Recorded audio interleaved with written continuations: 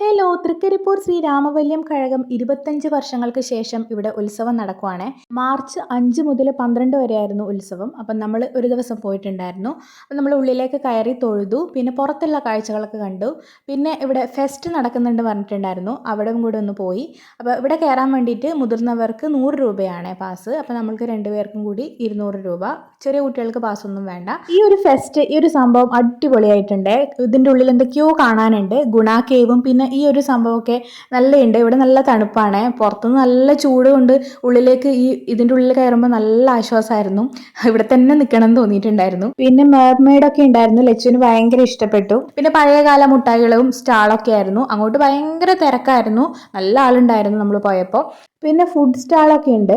നമ്മൾ പാനിപൂരിയും പിന്നെ ബേൽപൂരിയും വാങ്ങിയിട്ടുണ്ടായിരുന്നു. ഭയങ്കര ചൂടൊക്കെ അല്ലേ, ഒന്ന് തണുപ്പിക്കാൻ വേണ്ടിയിട്ട് ഐസ്ക്രീമും കൂടെ കഴിച്ചിട്ടുണ്ടായിരുന്നു. വീഡിയോ ഇഷ്ടപ്പെട്ടാൽ ലൈക്ക് ചെയ്യുക, ചാനൽ ഒന്ന് സബ്സ്ക്രൈബ് ചെയ്യണേ.